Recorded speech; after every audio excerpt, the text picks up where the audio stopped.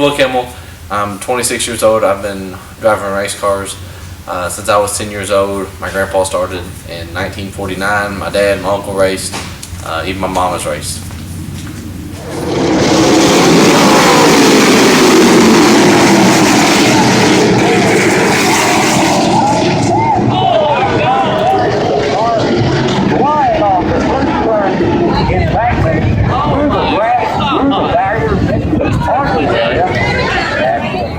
This is definitely by far the worst wreck I've been in to date. Hopefully it's the last one that I'll be in like this. On restart, as I'm going through the gears, throttle's moving like this. And what's happening is this comes back. I hit it just right. It comes back and you see there, it's past the stop now. So when you let off, it's hung. You're it. Well, before the wreck, we were talking about how to make the car go faster as the race went on. During the wreck, really wasn't much at all going on. We just saw the car disappear over the side of the racetrack. And then after the wreck, we were just kind of concerned that he was okay. Only times in the race car that I've actually been scared. So it was, these cars aren't meant to go outside the racetrack and hit a blunt edge of a concrete wall. So when I left the racetrack, obviously I knew I was in trouble because of the speed we were going. It got pretty quiet in the air. I come down on the right front, where you can see there where the fender is wrinkled up pretty good. As soon as I come down, I landed on the left rear. Car went back up on its side, come down on the right side. This is the edge of the concrete wall we hit right before we went out the parking lot. The roll bars up here actually hit about 3 inches down from the top.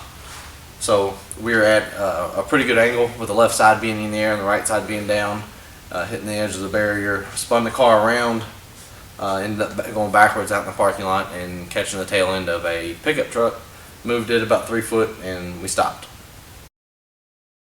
On our part, the issue that we had to change the carburetor, and it had an old part on it that we hadn't used in the past, and we should have probably been a little bit more thorough in our as we checked the car over before the race.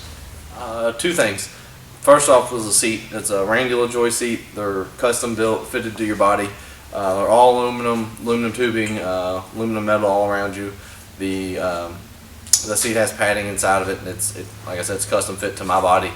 That was probably the biggest thing. The other thing was I run impact belts, run an impact helmet, wear the Hans device. All those things working together are what allowed me to do this interview, obviously, because if it wasn't for any of that stuff being in there or being in the shape it was, I'm not sure I would be in as good a shape as I am now. So all that stuff definitely helped and played a part in getting me through the wreck. I would say make sure your belts are tight, and I don't mean that as a joke. I mean, a lot of people think, from the people we've had come through the race shop and drive some of our cars, they pull their belts tight, and when they pull their belts tight, they don't pull them as tight as they need to be, and I think that's really important. I think my belts being tight, belts being mounted in the car the right way, I think seat being located in the right spot and seats being mounted properly, I think all of that is huge. It's obvious. I mean, we pulled the seat out yesterday, and the seat actually come out very easily. There was no the seat wasn't in a bind, it wasn't twisted, nothing like that. So I think there's big things to pay attention to in what happened in this wreck for not only stock cars but every division of racing. And no matter how you mount the seat or whatever, if you do it right and you do it and you stay religious to it, it could save your life, I think. It's a big setback for us. We spent the last 2 or 3 weeks preparing that car. Financially, it's probably a $40,000 or $50,000 windfall that's hurt us.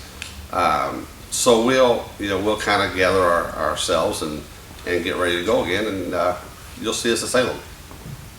Our next race is going to be April 11th at Nashville Fairgrounds. That's in Nashville, Tennessee.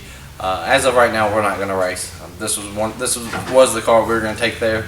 Obviously, we have other cars we could race, but with this being a pretty big hit to the team, as far as we lost a car, we lost a lot of shop time. You know, it's a big swing financially in the wrong way. So right now, we're looking for sponsorships to get down to Nashville. Probably going to be a start park the way it looks. Our next race after that's going to be Salem Speedway at Salem, Indiana. It's my home track. We usually run really well there, so looking forward to that. We're gonna make that one happen regardless. But our car is definitely gonna be filled with a lot of local sponsors, hopefully. And like I said, we're still looking for stuff like that.